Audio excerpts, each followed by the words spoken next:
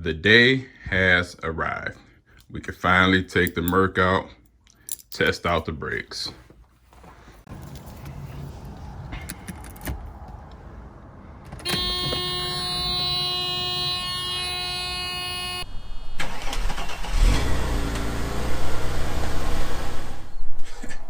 Yeah, if only things were that easy.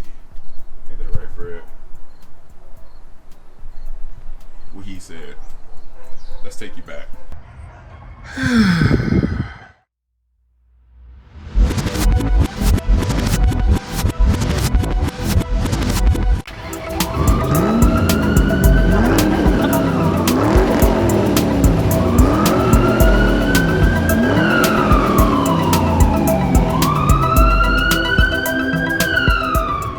So what's the dealio, YouTube? Welcome back to Switching Lanes Detroit. I'm TJ. If you're new to the channel, please like and subscribe at the bottom. We appreciate it. Today it's just going to be like an update video as far as the Merc goes and what's been going on with that, because I have been working on it and what's kind of holding me up and things like that, and what we're trying to accomplish before the weather breaks. So we're going to go over that and talk about an up and coming video that we have going on. So as you can see, I'm just hanging here with Fred and his bride. Is that right, Fred? You back up off me something, Fred. You're all in my bubble. Kind of close. No respect. But let's get to the Merc.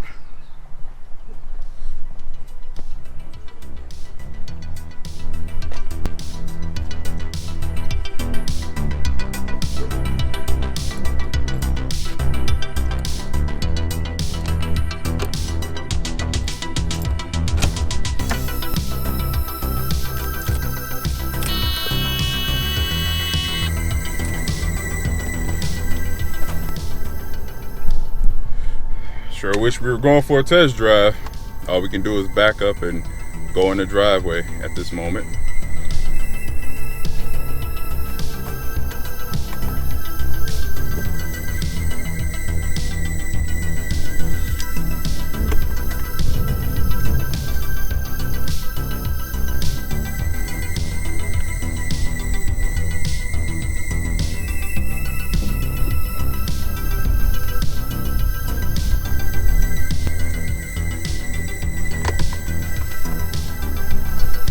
Well, there was our test drive. The brakes worked. I stopped.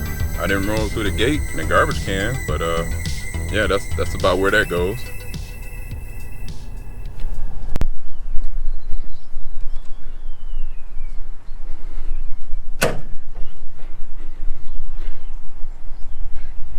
All right, guys. So here's the update. Now, I don't have any. Well, once the brakes put back on, back together, the wheels put back on, I noticed I didn't have any brake lights. So now we narrowed it down to a couple things. First, we always check our fuses, which the fuse box is located here under the hood for the Merc. Fuses were good. So now there's a module in this little black box back here behind the fuse panel. So I actually went and sourced out 2 modules. I tried those. That wasn't the problem.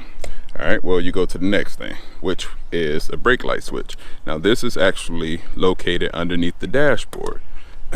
So what it does is the plug connects into the back of it, and then your brake pedal, if you can see that, pushes that in and out, and that activates the brake lights when you stop, obviously.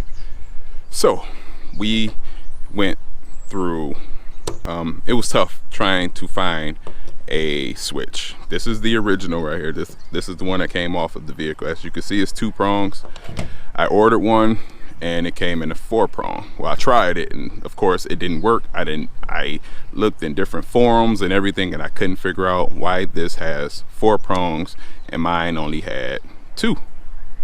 I still haven't found the answer. Everywhere I look, I end up calling the dealer and they had the part for 17 bucks. I didn't get it. I decided to go to the junkyard first. I went to the junkyard. I searched 3 different Mercedes around this same year, and they all had the 4-prong. A 1991 Wagner had the 4-prong. A 1993 sedan 300E had the 4-prong. So there was a 1990 300E and it had a 2-prong. I don't know why. I don't know why. So we actually got it, and we're going to plug this in and hope that it works so we can actually drive this thing. You know, can't drive it without brake lights. So these are just spares. We just put them up, put them on the shelf or something like that, just in case, because that's another thing. I think the terminals inside of these actually burns out and it breaks the connection. So these are good to have just to keep on hand. Got those from the junkyard, so no harm, no foul. They're really cheap. As far as everything else, the oil change, actually got that completed. We went with the liquid moly here. Got this off of Amazon. I believe it was like 40 bucks for 5 quarts. So I heard that's a pretty decent oil to use in the older high mileage engines. So let's see, it's actually weird because this stuff actually looks like dirty oil when you pour it into the vehicle, but it's nice and thick or whatever. So we'll see. Now I also went with, because with a lot of these old cars you get the lifter tick when you start the engine. So I went with this anti-friction engine treatment from Liquid Moly also, and it actually worked. When I start the car, you don't get that same tick. All right, so with that, our next thing is these right here are for the visors inside the car. Now these are a little bit different because, as you can see, they have the metal prongs on them. Well, I didn't know any better, and I caught myself trying to change these metal prong, trying to change those. If you can see it, I don't know if you can see it with the light. So I stuck my screwdriver on there, yeah, and I got a little spark. It actually looked like that. Well, those metal ones activate these lights, because watch this, when you disconnect the visor, the lights go off. See, so that's metal right there also. Yeah, so those are live right now. So yeah, like I said, I got a nice little spark. So once you put the visor back, lights pop on. Yeah. I got the dome light back up, but of course something has to break, and it was my sunroof switch. So I actually have another one, so I'll just pop that on so we can get that to stay up there, because I was going to glue this up. I may still just put some Gorilla Glue on there and just stick that up there for a few seconds and let that sit and just glue it up there, because you never just take this switch out anyway. You always just, well, not always. If you have to, I would just pop the whole dome light out. So, but yeah, we're going to get these put on, but I have to unplug the battery for that. And we're going to get the brake light switch in and see what that does. Now I'm also working in the trunk here, because I think my next project is going to be changing out the shocks. The shocks on the back of this car is blown, to just see how rusty that is. So I want to get these shocks off, and I have to get this antenna. I got a new antenna, new to me antenna from the junkyard. As you can see, it has the antenna in there, as mine is missing. Mine is missing. See, so I'm hoping this works, but if not, whatever. I think they sell like a rebuild kit. You can rebuild the whole inside of that. So, and then I have to get this reservoir and stuff. Well, it's actually not the reservoir, it's just this little rubber grommet here that's leaking on mine. So I got to change that. And then, depending on the weather, I want to get the trunk cleaned out and coated. As you can see, the surface rust. Now this is all underneath the rugs, but I want to get all of this cleaned up real good. And then I think it's POR 15 or something like that. So it's like a rust preventative. So I want to get the trunk cleaned up, get the trunk coated in a nice liner to protect any rust, because these vehicles hold moisture in the trunks and everything. Actually inside the whole car, just the way they are from what I read off of forums. So yeah, we want to get this coated up real good, because none of it is rot, it's all just surface rust. You have to know the difference between rot and surface rust, and all of this is surface rust, but the trick is to catch it before it turns into rot. We're gonna get this thing a wash. It's been sitting out here uncovered. Just a quick wash, but that's what we want to get done here now. That's our new project. and that's pretty much it. That's pretty much where we're at with that. We have to get brake lights before we can go any further. So I'm gonna pop this switch in and we'll see if that's the problem. If not, then we move to the wiring and the grounds and everything to the tail lights. And I pray it's not that.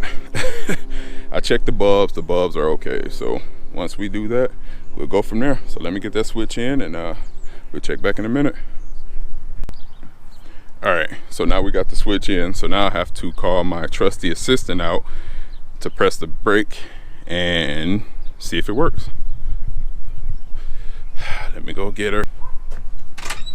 Booger. Yeah. You busy stuffing your face? I need you for a second. Okay. Are you watching Switching Lanes Detroit on there? No. What are you watching then? You better be on here watching.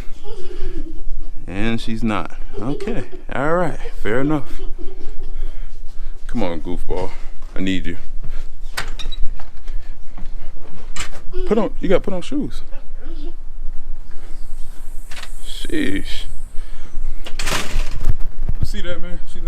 She's watching some other YouTube channel. The nerve of her. All right, well, once she decides to grace us with her presence, sheesh, about time, Harley Safari. All right, I need you to go press the brake pedal. I don't even have to show her. She already know which pedal it is, right? I don't even know how to get on switching lanes because I don't even know how. Excuses. I don't know how. All right, get in there and push the brake pedal.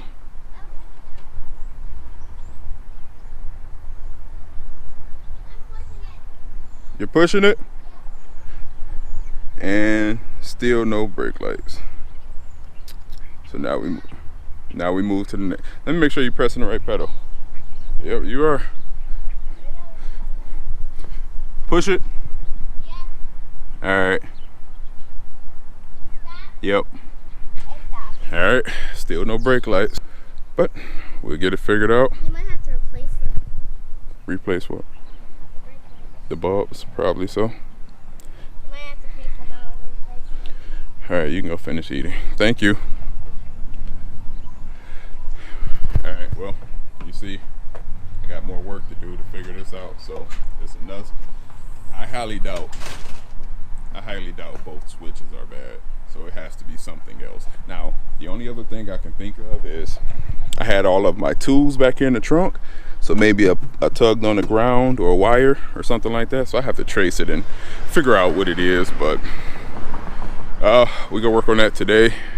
And then the next week, the weather's supposed to be decent. So, all right, man. Well, that's it for today. That's, like I said, that's just an update as to what's going on. And as you can see, the problems I'm having here. Now, future videos, we're going to do the F-150. I almost have 30,000 miles on it. I actually turned it in I believe in April of 2020 because it's a lease. So I'm going to go over my thoughts and different things about how I like the truck overall. It's my first pickup truck, and we'll do a video, get some driving, and I'll tell you some things I like and dislike about it, just in case if you're ever in the market for one. That's a 2018. Also, we're going to do the Pacifica. This is our second minivan.